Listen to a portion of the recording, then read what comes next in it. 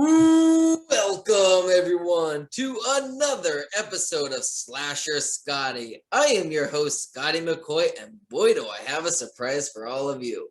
I have on Zoom with me right now Christina Krakowski, and she played Becca Engel in Massacre Academy. Hey Christina, how are you doing? Good. How are you? I'm doing good. I'm glad we can make this happen. We had Jess on earlier this week. We had Mark on yesterday, and earlier today we had on Sierra, and we finally have the fourth and final one on, Christina. I'm so glad to have you on. Thank you. No problem. So the first question I have, generic. I've been asking everybody this pretty much. So how did you get your start into acting? So, I just always kind of felt a connection with it. Whenever I was a little kid, I always knew it was like kind of what I wanted to do. Right. I would do community theater and school plays, but I actually didn't start taking it professionally until I was 20 years old. I'm 22 now, so I've been in the industry for about 2 years. But I never really had like that one moment of like, this is what I want to do. It was always just, what felt right, I guess. Absolutely. Yeah, so I asked the same thing to Jess, Mark, and Sierra. I just kind of want to get your side of things on it. About Massacre Academy. The people that haven't watched, say their interviews and are watching yours, what can you tell them about the movie? Like, can you tell them in your own words what the premise or plot of the story is? Yeah, so it's set in the 80s and it is a slasher comedy film. It's definitely got a lot of laughs to it, but it does have your fulfillment of gore. If you're into the slasher side of it, got you covered. And since it is the 80s, you can expect, these crazy costumes and bright colors and all that magical stuff. That came along with the 80s. But the story is about two sisters, and they went through this awful like tragedy. There was like this slashing killer who rampaged basically through the college, and they were the ones who survived, and the town has kind of moved on from it, and they're trying to put the pieces back together. And right when they feel like they're starting to get somewhere, the murders are happening again. And my character Becca, she plays their best friend. So the three of them, along with some awesome characters, have to figure out, like, is this a copycat? Is this the same guy? Like, they thought he was like dead. So they have to figure out what is going on. Why is it happening again? Right, absolutely. That sounds really good. I know Mark gave me the screener to look at, so I'll be watching that either this week or next weekend. I'm busy this weekend, unfortunately, but I will be getting into it within the next week or so. I can't wait to see it. It sounds really good. I saw the trailer. That looks badass, so I can't wait to actually see this movie. So your character, obviously, her name is Becca Engel. So can you tell us a bit about who she is and how she is important to the film? Yeah, so Becca, she is a college student. She goes to school with Chris and Maggie. She's part of a sorority, but she doesn't really fit in with the sorority sisters. She gets bullied a lot. You'll see throughout the film that she just really gets torn down by them. But she does have a very interesting like side story to her, along with all the chaos of the slashing going on, that I'm very excited for everybody else to see. Nice. That's awesome. And I love when there are like when there's that main story arc and then there's also the character side stories, but they don't take away from the main story arc. That's a huge bonus, especially if it's done right. Right. Absolutely. So what was the best part about filming Massacre Academy and what was the worst? The best part, I would say, is the cast. Like, honestly, I've never connected with a cast so quickly. This was my first, big film. I've never done like an independent film before. I'd done a lot of like student films and short films. So to connect with this like awesome cast and to learn from so many of them was incredible. We all like became family so quickly. Just being on set every day, like, sometimes projects, they can feel like work or they can feel like stress, but it was never that case with this project, which was great. That's awesome. What about the worst? Is there anything bad about it? The worst. I would say the worst was, there was one day on set, and I'm sure this was mentioned before, it was frigid. It was so cold. It was so cold.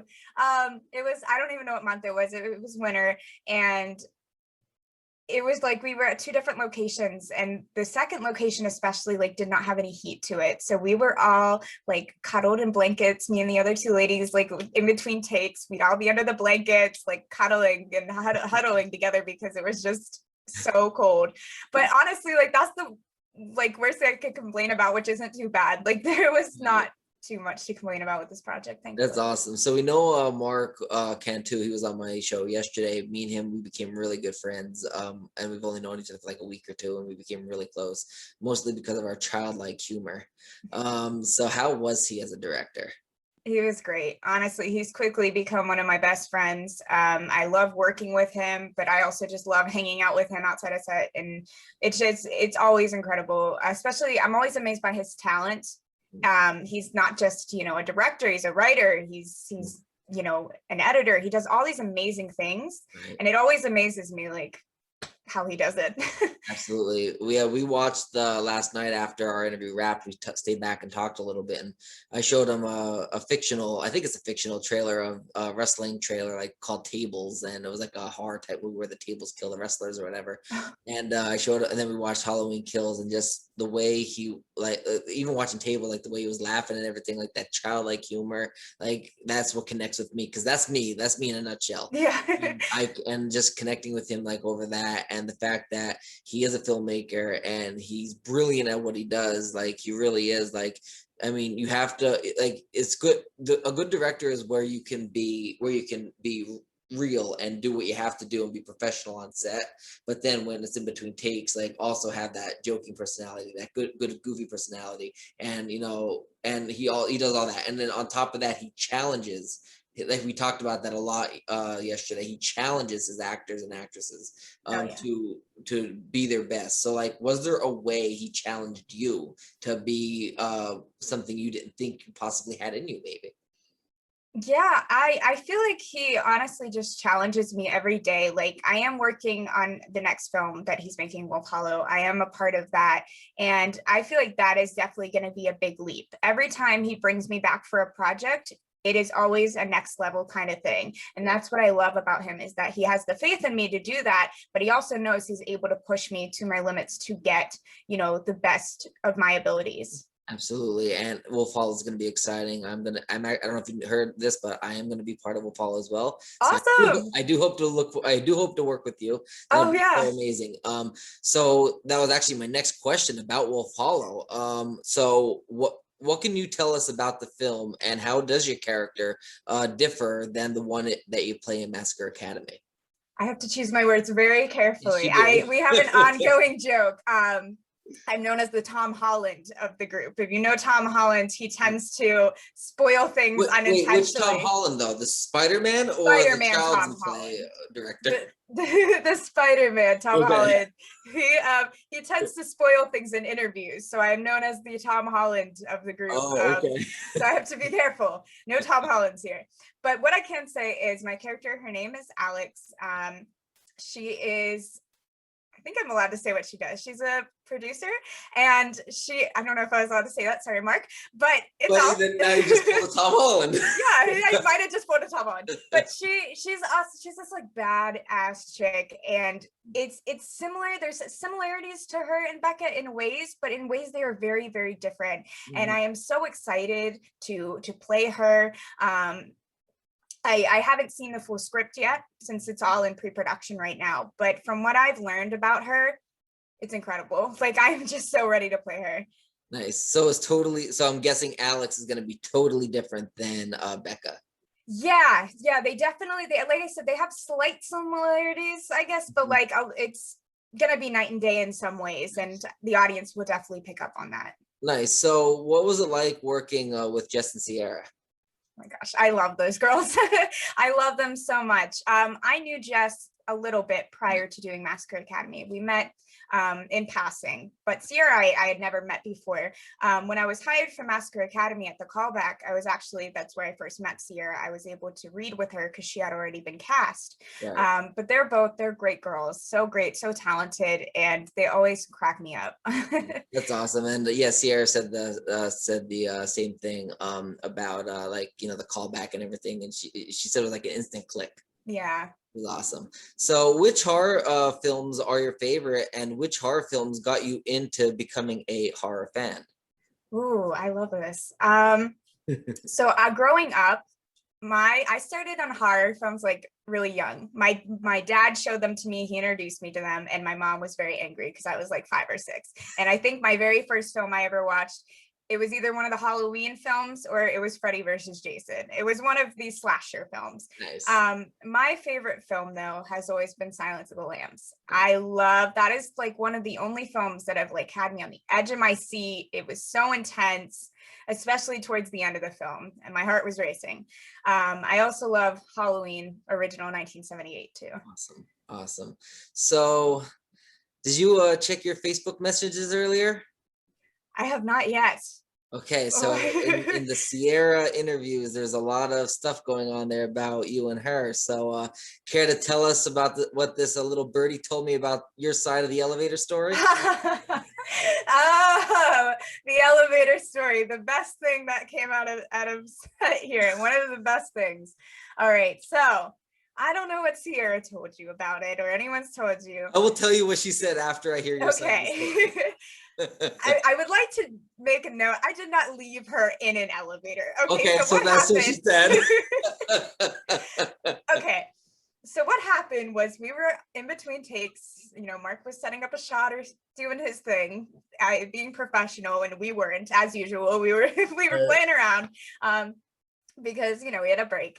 And so what was happening was Sierra was vlogging and we saw this elevator, and this elevator was the smallest elevator I've ever seen. It was like a closet space, and Sierra's like, let's go up it. I'm like claustrophobic as it is. I was not getting in an elevator with her, but she opened it and I was like, are you sure it's not going to break on you? And she's like, we'll find out. And she's vlogging it as we're going. And she opened the door, she goes in. I'm hesitant, but before I could make up their mind, the elevator shuts. And this is an old elevator. I think if I walked in between, it would have shut on me. Like, I think I would have gotten smushed. You would have gotten sliced in half and made it. You would have I would have been a horror film right behind the scenes, honestly. So I didn't leave her. And so what happened was, I thought she was like lost. I was like, oh my gosh, she's stuck in the elevator. Like, I'm never going to see her again. I'm going to get fired. Like, I just lost my co-star and we're due for a scene in like 10 minutes. So my instinct is to try to beat the elevator and run up the stairs as quickly as I can. Right. Where I pass Mark. And Mark, of course, can smell my suspicion, you know, the suspiciousness from a mile away. And he is like, what are you doing? And I'm like, I can so see it. So I try to come up with an excuse, but I really can't explain. I think my co-star is locked in an elevator somewhere. So I just nothing and run past and I get to the top of the building, and the elevator, like, it wasn't open and she wasn't there. So I was like, oh my God, I really lost her. I ran through the halls of every single one of these buildings looking for her. I ran all around the building looking for her and waiting to see where it got off on, and I couldn't find her. So I went back down to, you know, the ground floor that we were on, the ground level, and I hear, Christina, she is screaming my name, and I've never been so happy to get yelled at. She's like, I'm gonna kill you. I'm like, happily do so. At least you're alive and I didn't lose you and the film can go on. And then of course she goes on with her very dramatic rendition of how I abandoned her in an elevator. And I don't know which story to believe. And I know when I interviewed Sierra earlier, Sierra's like, don't listen to her. Don't listen to her. She left me in that elevator. I did not leave her. It was her. You know, you play stupid games, you win stupid prizes, Sierra. Right? You walked in that elevator yourself. We were doing a horror film. Don't you know not to make bad decisions? Come on. That's like rule number one. Right, exactly. And like they say, when you're in a horror movie, you don't run up the steps, or in this case, go up an elevator. Yeah. You run out the door. You run out the elevator door. What is she thinking? Exactly. It's funny because in the Facebook comments on Sierra's interview, I think it was on the one Mark shared of my post, and Mark just posted like these gifs, and one of them is it said this is Sierra in the elevator, and it's like somebody in a box like. Oh my gosh. And then this is Christina while Sierra's in the elevator, and it's like somebody evilly laughing. I love that. And then I Jess just chimes in and puts a gif, and it's of Michael Jackson eating popcorn. I'm here for the comments. That's Jess. That is Jess entirely. She's there for the drama. As long as she's not in it, she loves it. Jess told me man. she's the one that initially told me about the elevator story, and she said I'm not going to tell you a thing. You ask Sierra and you ask Christina. And then I spoke to Mark briefly about it yesterday, and he's like, I don't know who you interview first, but depending on who it is, you will get one side of the story, and then the other one you'll get a totally different side of the story. He said you have to ask them, like, remember, elevator story. Yep. And my favorite thing is it's all on video because she was vlogging. She was in her, yeah. So you guys will get to decide when it's released who was in the wrong. Is that going to be a Blu-ray behind the scenes? I hope so. It will make its way somewhere, I'm sure. But that was the funniest thing to me was it was all on video. That's awesome. So the premiere is coming up, we know. It's July 31st, I can say that. So obviously I said when, but where will the premiere be airing? And if anyone wants to go and see this premiere of Massacre Academy, how can they get their tickets and how much are they? So the premiere is in Irwin, PA, which is like an hour from Pittsburgh where I live. And it is at the Lamp Theater, which is a really cool venue. The tickets are $30 and you can get them right on the Lamp's the Lamp Theater's website, or you can go to Facebook, and Massacre Academy has a page where you can check all of that information out. Awesome. Perfect. And I wish I could go. We're going to be filming the 2 weekends before that. And then probably that weekend, we'll probably be doing some last minute prep for the remaining of filming. But I will be there in spirit. I can't wait to work with you and Wolf Hollow. I'd love to see you there. I can't wait. It's going to be great. Like Wolf Hollow is going to be great. Massacre Academy is going to be great. I can't wait to see that myself.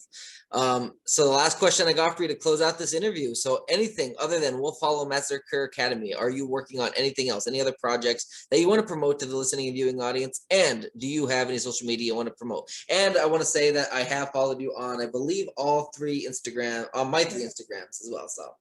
All right. Awesome. I would say you can check me out on Instagram, which is just at Christina Krakowski. I have most social media platforms. I don't really use Twitter too much, but I do have that, which is probably just the same, as well as TikTok. I've been diving into that realm as well, which is just at Christina Krakowski. As for projects, Massacre Academy and Wolf Hollow have taken up most of my time at the moment, just preparing for the next role and saying goodbye to the first one. But to find out, any new projects I have coming up, follow my social media pages. I always post about it there. And stay tuned for more. Absolutely. And I'm sure you have an IMDb page, so I'm sure that'll be updated every time you have a project coming out. So when this interview ends and people are like, I wonder what Christina Krakowski is up to now, and you can go right to her IMDb page and see what she's involved with. That is true. That is very true. I thank you, Christina, for joining me. And thank you for clearing up that elevator story. You are very welcome, and thank you so much for having me. No problem. I'm glad we can make this happen. You have a great rest of your day, all right? Yes, you too. And I look forward to seeing you on Wolf Hollow. Absolutely. See you then. Bye.